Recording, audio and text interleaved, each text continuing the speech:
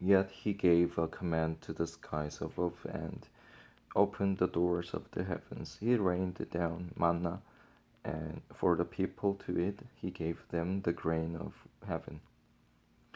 Men ate the bread of angels. He sent them all the food they could eat. He let loose the east wind from the heavens and led forth the south wind by his power.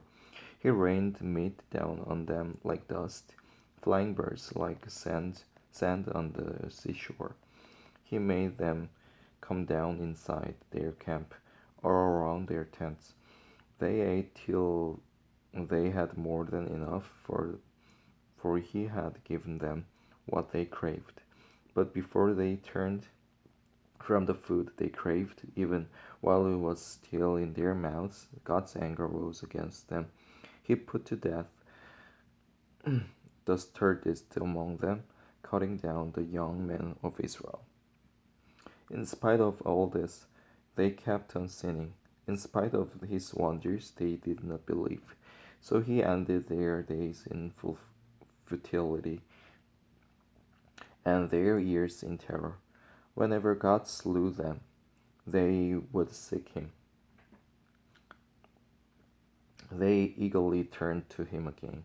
They remembered that God was their rock, that God Most High was their Redeemer. But then they would flatter him down, flatter him with their mouths, lying to him with their tongues. Their hearts were not loyal to him. They were not faithful to his covenant. Yet he was merciful. He forgave their iniquities and did not destroy them. Time after time he restrained his anger and did not stir up his full wrath. He remembered that they were but flesh, a passing breeze that does not return. How often they rebelled against him in the desert and grieved him in the wasteland.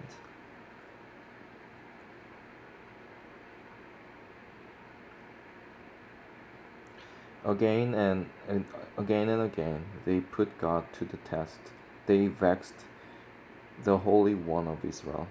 They did not remember his power, the day he redeemed them from the oppressor, the day he displayed his miraculous signs in Egypt, his wonders in the region of Zoan. He turned their rivers to blood.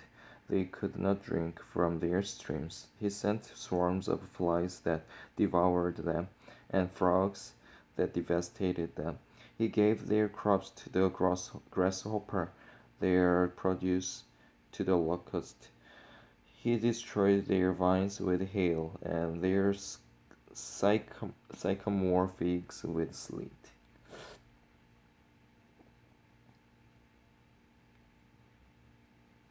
He gave over their cattle to the hail, what their livestock to bolts of lightning. He unleashed against them his hot anger, his wrath, indi- indignation, indignation and hostility, a band of destroying angels. He prepared a path for his anger. He did not spare them from death, but gave them over to the plague. He struck down all the firstborn of Egypt, the firstfruits of manhood in the tents of Ham.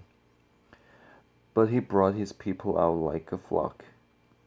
He led them like sheep through the desert. He guided them safely so they were unafraid. But the sea engulfed their enemies. Thus he brought them to the border of his holy land, to the hill country his right hand had taken. He drove out nations before them and allotted their lands to them as an inheritance. He settled the tribes of Israel in their homes, but they put God to the test and rebelled against the Most High. They did not keep his statutes.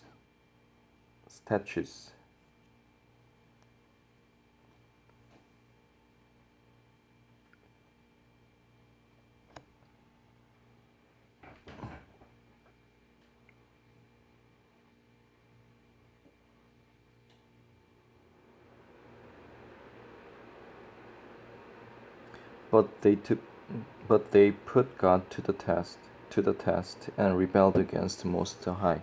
They did not keep his statutes. Like their fathers, they were disloyal and faithless, as unreliable as a faulty bow.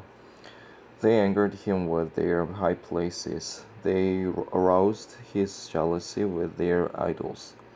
When God heard them, he was very angry. He rejected Israel completely. He abandoned the tabernacle of Shiloh, the tent he had set up among men. He sent the ark of his might into captivity, his splendor into the hands of the enemy.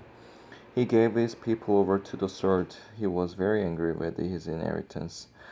Fire consumed their young men, and their maidens had no wedding songs. Their priests were put to the sword, and their widows could not weep. Then the Lord awoke as from sleep, as a man awakes from the stupor of wine. He beat back his enemies. He put them to everlasting shame. Then he rejected the tent of Joseph. He did not choose the tribe of Ephraim, but he chose the tribe of Judah, Mount Zion, which he loved. He built his sanctuary like the heights, like the earth that he established forever. He chose David's servant and took him from the sheep pens. From tending the sheep, he brought him to be shepherd of his people Jacob, of Israel his inheritance. And David shepherded them with integrity of heart. With skillful hands he led them.